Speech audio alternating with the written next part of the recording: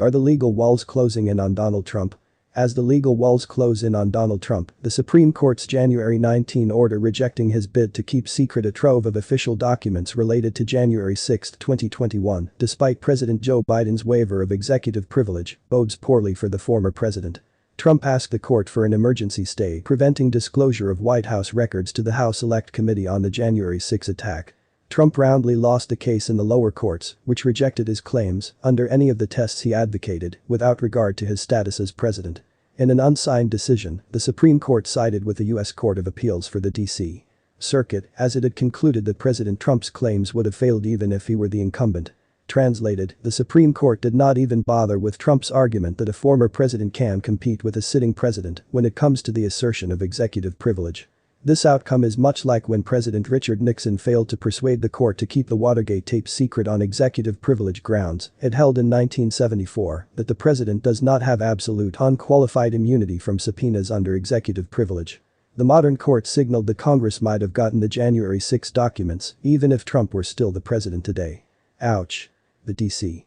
Circuit's unanimous opinion gives 5 succinct reasons why, stating, the former president has failed to establish a likelihood of success given 1. President Biden's carefully reasoned and cabined determination that a claim of executive privilege is not in the interests of the United States. 2. Congress's uniquely vital interest in studying the January 6 attack on itself to formulate remedial legislation and to safeguard its constitutional and legislative operations. 3. The demonstrated relevance of the documents at issue to the congressional inquiry. 4. The absence of any identified alternative source for the information. And 5. Mr. Trump's failure even to allege, let alone demonstrate, any particularized harm that would arise from disclosure, any distinct and superseding interest in confidentiality attached to these particular documents, lack of relevance, or any other reason justification for withholding the documents.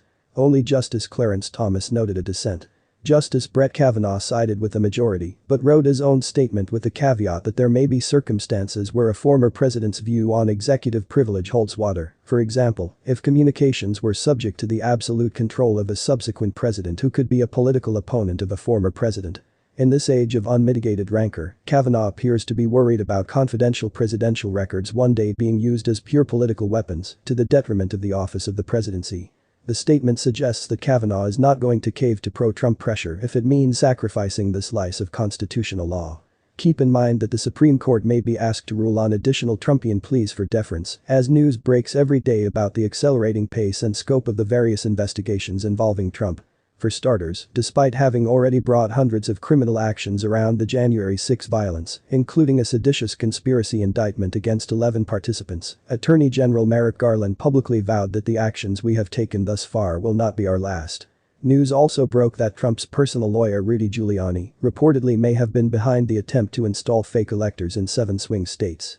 A draft executive order purporting to seize voting machines under the guise of the big lie was made public, and the January 6 committee plans to hold public hearings that, in the words of Representative Jamie Raskin, D. Maryland, will blow the roof off the House. House Minority Leader Kevin McCarthy, R-Calif. Representative Jim Jordan, R. Ohio, Fox News host Sean Hannity and Ivanka Trump have all been contacted by the committee for voluntary interviews. Several other Trump allies have also been subpoenaed, including former White House Chief of Staff Mark Meadows, Giuliani, former White House Press Secretary Kayleigh McEnany, Senior Advisor Stephen Miller, former Vice President Mike Pence's Chief of Staff Mark Short, as well as former Trump advisor Steve Bannon. The Department of Justice, DOJ, already charged Bannon with criminal contempt for refusing to comply. The committee has also sought or obtained the phone records of numerous individuals, including Eric Trump and Kimberly Guilfoyle, Donald Trump Jr.'s fiancée, who spoke at the January 6 rally and was involved in campaign. Thanks for watching, and please make sure to like and subscribe, and do not forget to hit the notification bell so you keep receiving the latest news from United States News Channel. Bye bye.